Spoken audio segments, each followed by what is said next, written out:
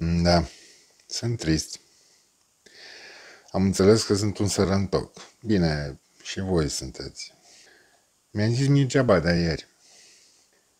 Nu știu ce se întâmplă cu noi, mă, frate.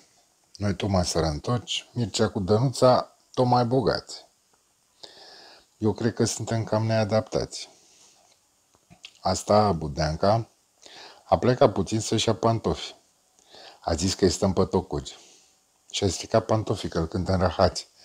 Da, v-ați prins, noi suntem rahații. Iar Mircica e amuzat, frate. E amuzat că l-am ales pe ăsta, pe Nicu Șordan, care n-are apă caldă să ne dea.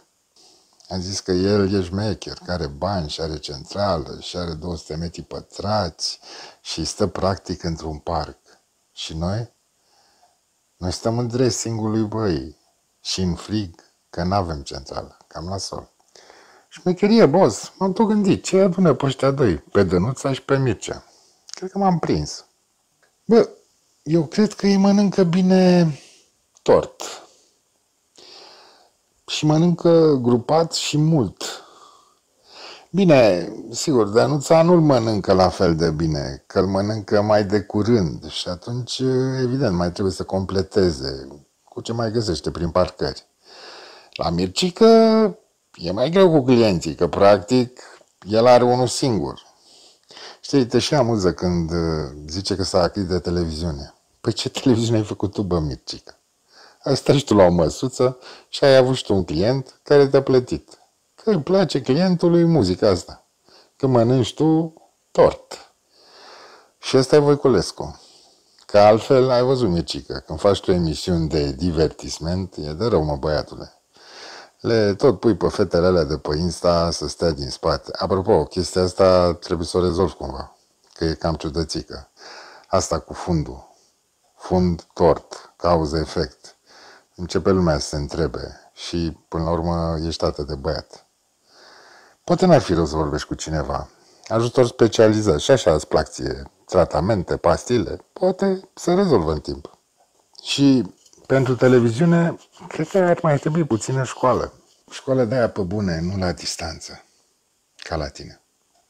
Că tot ziceai tu de Nicu Șordan. Vezi, el a făcut școală pe bune și azi e primarul general. Tu ai făcut la distanță și azi tot la măsuță, mă, Mircică, înțelegi? Și ar mai fi și prietenul ăsta al tău, Oreste, tipul ăla de la Realitate. Are cică niște povești cu tine de pe la televiziune. Cum îți place ție? Așa că atunci când zici că gata, că tu pleci, bă, mai gândește-te. Să nu fie ca atunci cu karateca, cu full contactul, știi tu, când zburai tu spre Marte. Deci ți-a zis și băiatul ăla, știi tu, pilotul. Bă, și la full contact trebuie ceva pregătire. Și nu doar două vorbe, alea de ți le zice ție tactul. Știi tu, învățăturile lui Neagoe Pasarab către fisul Mircică. Bă, înțeleg că ești supărat pe noi. Înțeleg, n-avem bani, n-avem centrală, nu stăm în parc ca tine. E de înțeles că e voie de soarta noastră. Auzi, mă, dar cu băiatul ăla de la Timișoara ce ai avut? Cu ăla, Dominic. Ăla, de primarul Timișoarei. Că e de tot tortul, că a fost șeful cancelariei fostului președinte al Germaniei. Bă, cred că nu te-ai prins. Bă, Mircea, el lucra la Berlin, mă, la Bundestag, nu la București, la Măsuță. Ce-i drept, de acolo, de la Berlin, lucrurile se pot vedea altfel, nu ca la tine, știi, la Măsuță. Aici vezi bucata de tort și o înfuleci imediat. E mai pe bune la tine, e mai tasty. Și totuși e de lăudat că o rupe pe română. Sigur, nu cum își prehuiești tu pe germană, dar oricât. Și mai și cântă, mă. Bă, sigur, e ceva cu biserica, de-astea de-a lui Gâdea, dar oricum cântă bine.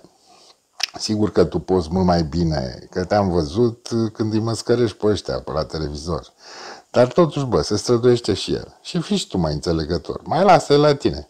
Că de aici, de la Măsuță, tu vezi lucrurile altfel. El trebuie să facă lucruri. Că el e primar, la Timișoara.